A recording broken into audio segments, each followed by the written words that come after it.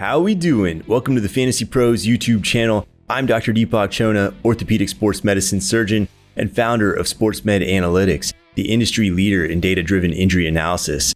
Now, I am pumped to be teaming up with Fantasy Pros all season long to bring you the very best updates and the winning edge in injury insights. Today, we're talking about the biggest injury news after week 2 that you need to know about to win your leagues.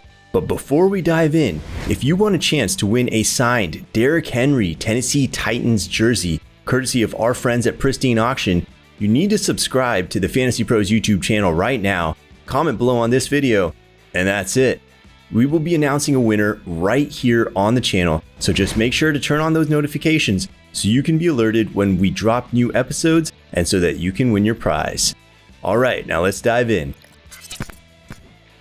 Starting with Trey Lance, quarterback for the San Francisco 49ers. Lance fractured his ankle on a big hit Sunday and was quickly ruled out. It is, of course, a season-ending injury as it takes 4 to 6 months to return to football. Now, there's a lot of concern about Lance being the same player and specifically regaining that running ability. From a bone and muscle perspective, data suggests that he should be able to regain just about all of his explosiveness. The key here is analogous to what we saw Dak Prescott in how he responded to a similar injury. He changed his style of play to a more pocket-centric QB, not because he couldn't run, but because there's overwhelming data saying that's how you stay healthy in the NFL. Look for Lance to start next season fully healthy, back to his old self. Next up, Jerry Jeudy, wide receiver for the Denver Broncos.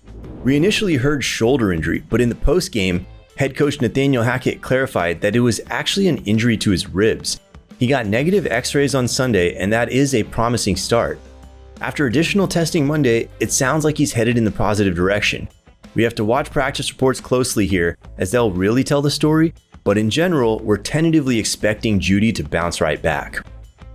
Then we have James Conner, running back for the Arizona Cardinals. Conner's ankle rolled inwards on him during the game on Sunday.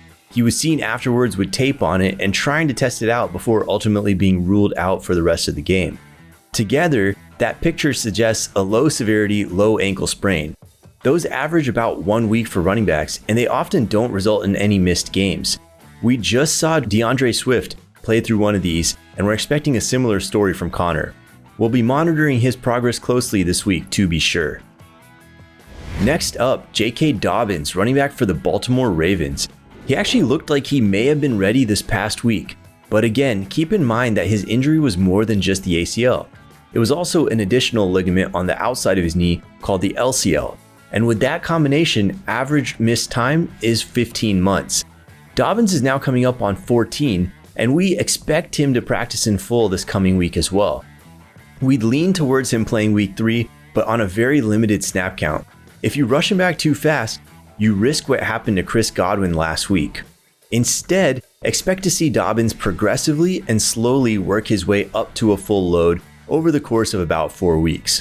If he plays week 3, those limits should come off around about week 7. Now for fantasy owners, I'm not planning to start him before that time, but I do think he may hold value towards the second half of the season. Next up, Alvin Kamara, running back for the New Orleans Saints. Kamara was ruled out as a game-time decision due to a rib cartilage fracture. It's a brutally painful injury, and it's hard to protect running backs from getting hit in that area and worsening the situation. However, with the combination of protective padding plus a numbing injection, running backs typically do bounce back within 2 to 3 weeks. Now for Kamara, I'd expect him to be playing week 3 without much limitation. He's played through injury before, and this one is not structurally unstable, just incredibly painful. Watch for him to log some practice time, and if he does, expect him to play. Next up is a fan favorite, George Kittle, tight end for the San Francisco 49ers. Kittle has been dealing with what is reported to be a grade 2 groin strain. The average timeout for those is 3 weeks for tight ends. Yes, he did return to practice at the end of last week, and he was also a game-time decision who got ruled out last minute. But even if he was ready, sidelining him was still probably the right move because rushing back too early is associated with a high rate of re-injury. Now I'd lean towards Kittle playing week 3, and the SportsMed Analytics database projects him at 90% of peak form with about a 20% recurrence rate within the first 2 weeks back. Next up, Justin Herbert, quarterback for the Los Angeles Chargers. Here's another case of a rib cartilage injury, and you could tell from watching him last Thursday just how much pain he was in. Despite the adrenaline, he was visibly shaken, and this is going to be hard to get under control in only 10 days. However, because he plays QB, we'd expect a slightly faster return than the typical 2-week average that is seen by position players. Again, Herbert will have 1.5 weeks to recover because they played in that early game, so I wouldn't be surprised to see him attempt to practice and even play on it this week. The one aspect that is highly ironic here is that Justin Herbert will likely make use of a numbing injection to the rib area. And that's the same procedure where a doc misfired and punctured Tyrod Taylor's lung 2 years ago, giving Justin Herbert his first starting opportunity. Hopefully Herbert's going to have a smoother recovery here. Next up is Herbert's teammate Keenan Allen, wide receiver for the Los Angeles Chargers. A hamstring strain pulled him out of week 1. The average timeline there is about 3 weeks, but we're hearing reports saying that this was on the milder end of the spectrum. We therefore estimate Keenan Allen's return as week 3 for now.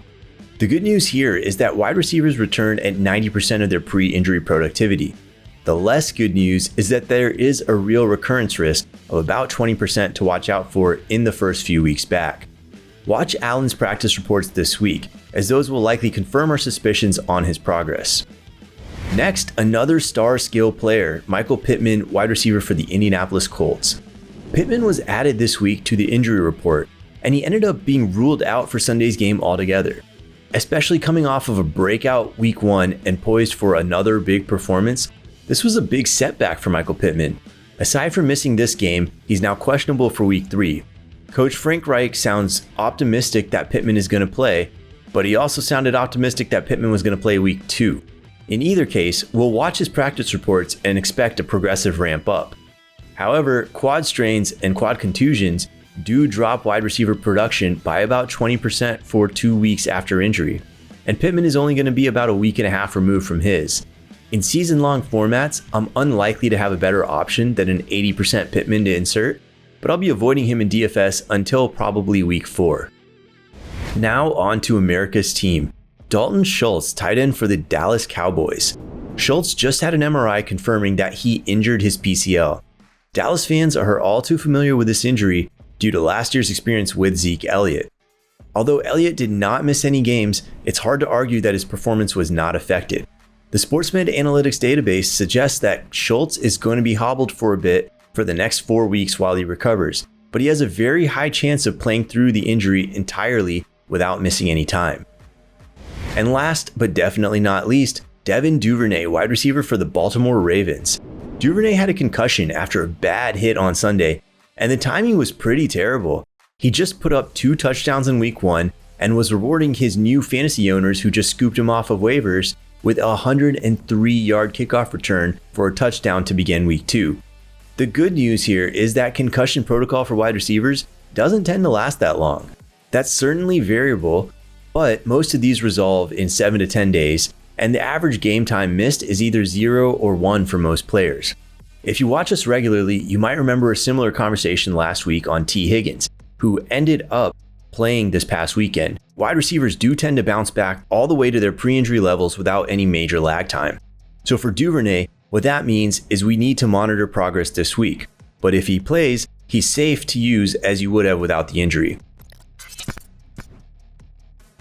And that's all we have for now. If you like what you're seeing, hit us up on Twitter at FantasyPros and at SportMDAnalysis. If you want a chance to win that signed Derrick Henry Tennessee Titans jersey, courtesy of our friends at Pristine Auction, don't forget to subscribe to the Fantasy Pros YouTube channel right now. Comment below on this video, and that's it. Until next time, Deepak Chona signing off. Thanks for tuning in to the Fantasy Pros YouTube channel. Don't forget to check out our featured videos. And while you're at it, make sure to follow us on Instagram, Facebook, and Twitter at FantasyPros, so you can get the latest news and updates to give you the edge you need in your fantasy league.